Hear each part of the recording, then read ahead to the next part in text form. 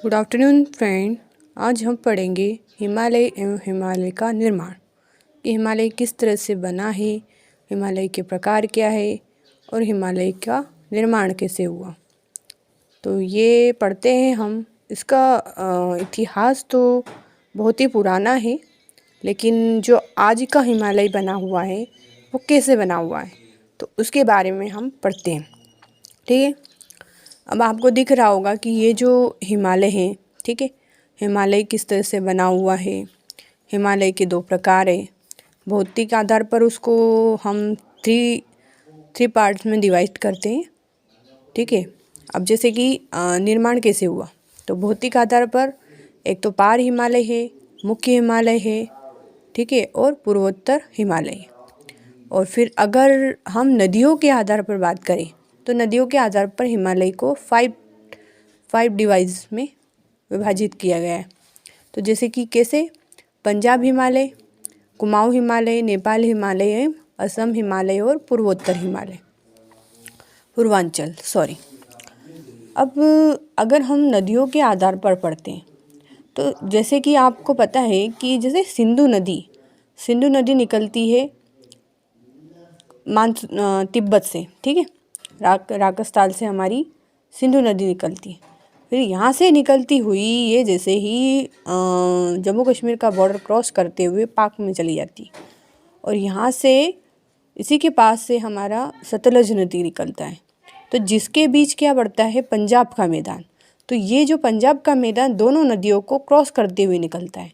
तो इसी से हमारा जो नदियों के आधार पर एक डिवाइड होता है पंजाब हिमालय।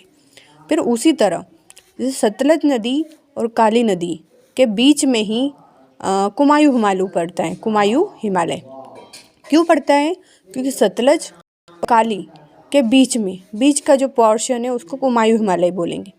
और वैसे ही जैसे काली के और तीस्ता के बीच में हमारा नेपाल भाग पड़ता है, इसीलिए नेपाल हिमालय बन गया। और तीस्ता और ब्रह्मपुत्रा के बीच में असम हिमालय है, तो इससे हमारे असम हिमालय का निर्माण हो गया। और ब्रह्मपुत्रा के जो साइड वाला भाग है, यानी कि हम बोलते हैं पूर्वोत्तर यानी सेवन सिस्टर जो होती है उसको हमने बोल लिया पूर्वांचल हिमालय, यानी कि पूर्व में अंचल हुआ, यानी पूर्व में उत्पत्ति हुई। ठीक है, क्योंकि ये हमारा पश्चिम पोर्शन है और ये हमारा पूर्व पोर्शन है, तो इसलिए इसको पूर्वांचल हिमालय। अब ये हो गया हमारा नदियों के आधार पर उसका वर्गीकरण कि नदियों के आधार पर हमने हिमालय को किस किस डिवाइड में बांट के रखा हुआ है। अब हम भौतिक आधार पर पढ़ेंगे। तो जब आपने कोई बेसिक पढ़ा होगा तो उसमें पढ़ा था कि 33 सागर होता है, गोंडवान लेन होता है, उसके बीच में एक जो भौतिक विखंडन हुआ था, भू संकलन, जिस प्रकार से हिमालय की उत्पत्ति हुई है, ठीक है, उस तरह से। तो ऐसे आपने बेसिक पढ़ा होगा इसका, लेकिन मैं उसके आगे वाला बात बता रही हूँ। ठीक है, तो जैसे कि क्या हुआ कि जब पार हिमालय और उसी को हम ट्रांस हिमालय बोल सकते हैं, ठीक है, पार हिमालय और ट्रांस हिमालय, क्योंकि ये हिमालय का भाग नहीं है, क्योंकि ये पहले 33 सागर का भाग हुआ करता था, ठीक है, और आज भी है, लेकिन हम इसको पार हिमालय और ट्रांस हिमालय के नाम से आज जानते हैं। ठीक है, ये भारत का सर्वोच्च उच्चतम शिखर है, मतलब इसको सर्वोच्च उच्चतम शिखर माना जा सकता है। और इसकी 3 श्रेणियाँ हैं, एक है काराकोरम, लद्दाख और जास्कर। ठीक है, अब काराकोरम में भी बहुत सारी ऊंची ऊंची चोटियाँ हैं, वहाँ पे कम घाटी है, ठीक है, जो कि ये पामीर के पठार से लगा हुआ है काराकोरम भाग। ठीक है, उसके बाद आते हैं, उसके अंदर ही बहुत सारी नदियाँ बहती है, ग्लेशियर्स है, ठीक है, और जैसे बास्तुर हिस्पर घाटियाँ है, वहाँ पे बास्तुर और हिस्पर के बीच हंजा घाटी है वहाँ पे। फिर उसके बाद ब्योफा बाल्टोरा के बीच सिगार घाटी है।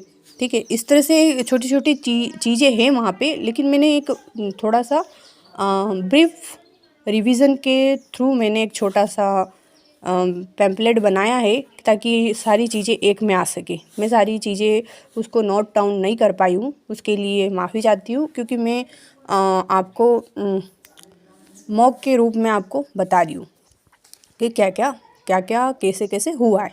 ठीक है, उसके बाद आता है हमारा लद्दाख क्षेत्र, ठीक है। अब लद्दाख में भी हमारा बहुत सारी तो शोक व सिंधु नदी के विभाजन से जल का विभाजन हुआ है, क्योंकि यहाँ से सिंधु नदी निकली हुई है, शोक नदी वहाँ से निकली हुई है। तो इस तरह से मैंने उसको लोकेटेड नहीं किया है, लेकिन मैं समझा सकती हूँ, ठीक है। तो ऐसे ही राकापोशी यहाँ के लद्दाख की सबसे ऊंची चोटी है, ठीक है, जो कि खड़ी ढाल पर बनी हुई है। जैसे ही बाद में आते हैं जास्कर की बारी, तो जास्कर में भी है बहुत सारी चीज़ें हैं वहाँ पे, जैसे कि जास्कर से सबसे ऊंची चोटी है नुनकुन श्रेणी है, जो कि 7135 मीटर ऊंचाई पर है। फिर वहीं पर नंगा पर्वत भी पड़ता है, ठीक है, और वहीं नंगा पर्वत से हमारा बृहद हिमालय स्टार्ट होता है, ठीक है।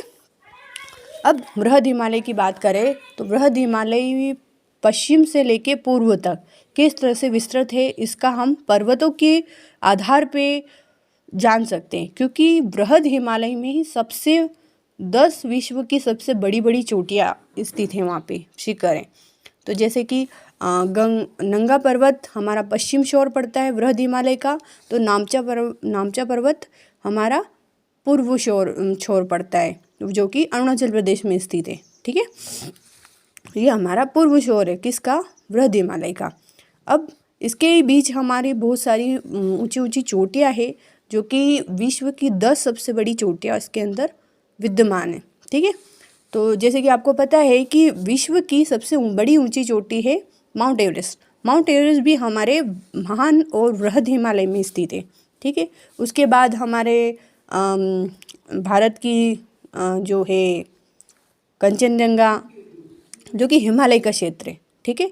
क्योंकि हिमालय, अगर क्वेश्चन ऐसे आता है कि हिमालय की सबसे ऊंची चोटी कौन सी है, तो कंचनजंगा है, ठीक है। आप ये नहीं बोल सकते कि एटू गोंडवान आइंस्टीन करके, वो नहीं लगा सकते। वो कहाँ पे है, वो है हमारी ट्रांस हिमालय में, ठीक है।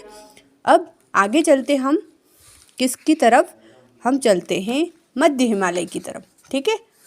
मध्य हिमालय हमारा मैंने लोकेटेड किया हुआ है, ये येलो तरह की जो लाइन जा रही है, ये हमारा मध्य हिमालय है, ठीक है। अब मैंने इसके मतलब इसकी लंबाई चौड़ाई कुछ बताई नहीं है, क्योंकि मुझे थोड़ा बहुत ज़्यादा बड़ा वीडियो बन जाता, और मतलब 2 पेज 3 पेज में भी मेरा ये पूरा आ नहीं पाता, इसलिए मैंने ज़्यादा कुछ लिखा नहीं है। बस आपको एक शॉर्टली इन्फॉर्मेशन देना चाहती हूँ, ताकि आपको सारी चीज़ें एग्ज़ाम पे टाइम पे सटीक याद रहे, ठीक है। उसके बाद मध्य हिमालय आता है, ठीक है। मध्य हिमालय भी मतलब इसमें ऊंचे पर्वत तो नहीं है, लेकिन हाँ उसमें पर्वत की श्रेणियाँ जरूर है, जैसे कि पीर पंजाल श्रेणी है, ठीक है। पीर पंजाल से लेके तो दार्जिलिंग की श्रेणियों तक ये विस्तृत है। पीर पंजाल हमारा जम्मू कश्मीर से स्टार्ट होता है, तो दार्जिलिंग हमारा यहाँ पे सिक्किम तक आके छोर ख़त्म हो जाता है, ठीक है। अब जैसे पीर पंजाल हमारा जम्मू कश्मीर में, ये सबसे ऊंची चोटी है, काहे कि मध्य हिमालय की सबसे ऊंची चोटी, ठीक है, जो कि पर्वतों की श्रेणी में आएगी। और यहाँ कश्मीर की घाटियाँ, जो ये पीर पंजाल की श्रेणी है, यहाँ पे कश्मीर घाटी है, और इस घाटी में केसर की खेती की जाती है। केसर के साथ साथ सेब भी होते हैं वहाँ, बादाम भी होते हैं। आपने देखा होगा कि सेब वहाँ पे बहुत सस्ते मिलते हैं, क्योंकि सेब की खेती होती है वहाँ पे, ठीक है। उसके बाद आता है हमारा हिमाचल प्रदेश। हिमाचल प्रदेश में यही पर्वत श्रेणी किस नाम से जानी जाएगी, धौलाधर के नाम से जानी जाएगी। और फिर उत्तराखंड में आते आते ये मसूरी नाग टिब्बा, फिर नेपाल में आते आते ये महाभारत श्रेणी के नाम से, फिर सिक्किम में आते हुए दार्जिलिंग की श्रेणी के नाम से। और यहाँ पे इसी श्रेणी में, मतलब जो पीर पंजाल श्रेणी है, जो मध्य हिमालय है, यहाँ पे घास के मैदान भी पाए जाते हैं। क्या होता है, घास के मैदान। वो कैसे बनते हैं कि जैसे जो घाटी है, ठीक है, घाटी जब एक ढलान नुमा आकृति बना लेती है, तो वहाँ पे घास का मैदान बन जाता है, ठीक है। फिर आगे चलते हैं हम, जैसे कि आपको बताया मैंने कि घास है, तो घास के बारे में भी थोड़ा बता देती हूँ मैं, कि इन ढलानों पर जैसे गुलमर्ग, सोनमर्ग, जैसे यहाँ पे घास के मैदान है यहाँ पे, ठीक है। जैसे कुल्लू में है, इसी घास के मैदान को हम